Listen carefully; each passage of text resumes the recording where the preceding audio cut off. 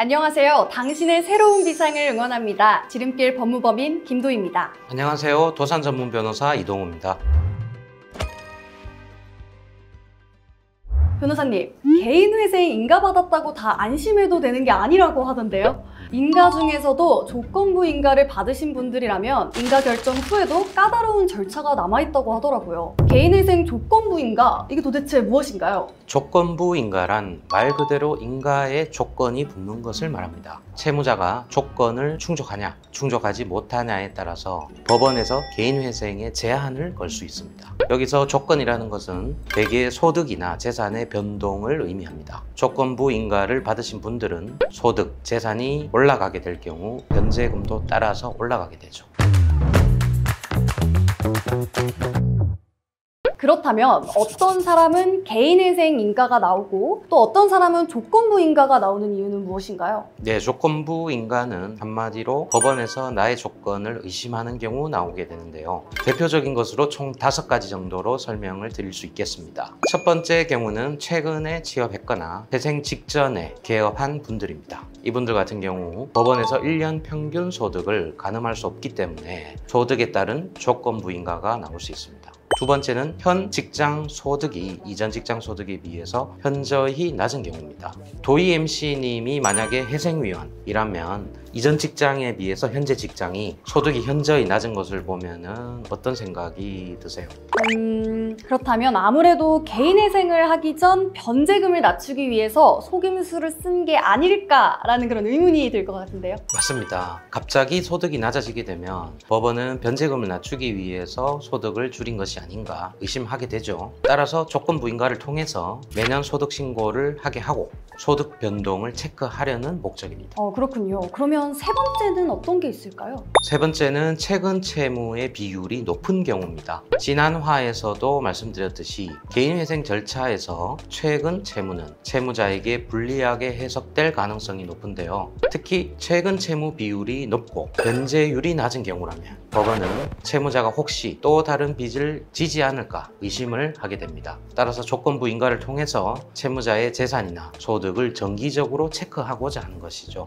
네 번째는 잦은 이직을 한 채무자입니다. 이런 경우 채무자가 경제활동을 지속할 수 있냐라는 문제가 있습니다. 법원은 이 부분을 확신할 수 없기 때문에 이직신고 의무라는 조건부 인가를 통해서 꾸준한 소득활동을 파악하고자 하는 것입니다.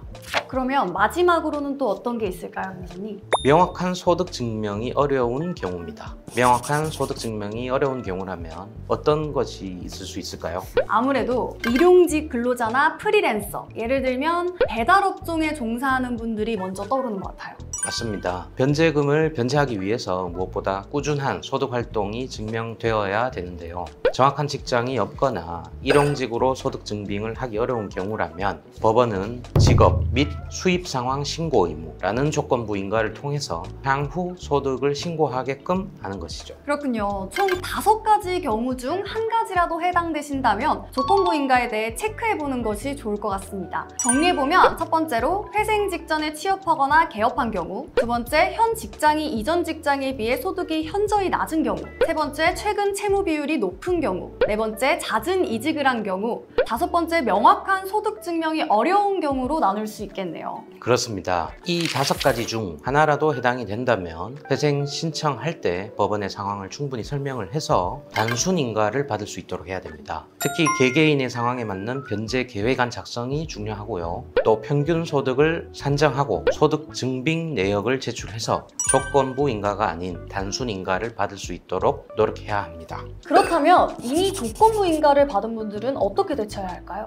조건부 인가를 받게 되면 1년에 한 번 또는 2번 정기적으로 소득과 재산을 신고해야 합니다. 만약 이때 재산 변동이 너무 크다면 변제금이 올라갈 겁니다. 또한 조건부 인가의 내용을 이행하지 않을 경우 추후 면책 신청 시에 한꺼번에 보전 공고를 받을 수 있기 때문에 전문가의 도움을 받으시는 것이 유리합니다. 하지만 그렇다고 해서 회생 자체가 통과되지 않는 것은 아니기 때문에 크게 걱정하실 필요는 없습니다. 네, 오늘 내용을 내용을 간단하게 요약해보면 앞서 말씀드린 조건부인가가 나올 수 있는 5가지 경우에 해당할 경우 전문가와 세밀한 상담을 통해 단순인가를 받을 수 있도록 준비해야 한다는 것, 그리고 만약 조건부인가가 나왔다 하더라도 법원이 요청한 대로 재산과 소득을 정기적으로 신고하면서 변제금을 갚아나가면 되기 때문에 큰 문제는 없다는 점에 대해 설명해드렸습니다. 네, 오늘은 개인회생 조건부 인가에 대해 이야기 나눠봤습니다. 혹시 나도 개인회생이 가능할까? 하시는 분들은 영상 고정 댓글란에 3분 개인회생 자가진단 링크가 준비되어 있으니까요. 들어가셔서 진단을 한번 받아보시는 것을 추천드립니다. 오늘 영상 도움되셨다면 구독, 좋아요. 댓글, 알림 설정까지 한 번씩 부탁드립니다. 당당한 회생을 추구합니다. 감사합니다. 오늘 영상 도움되셨다면 구독, 여기는 추천 영상 있으니까요. 많은 관심 부탁드립니다. 안녕!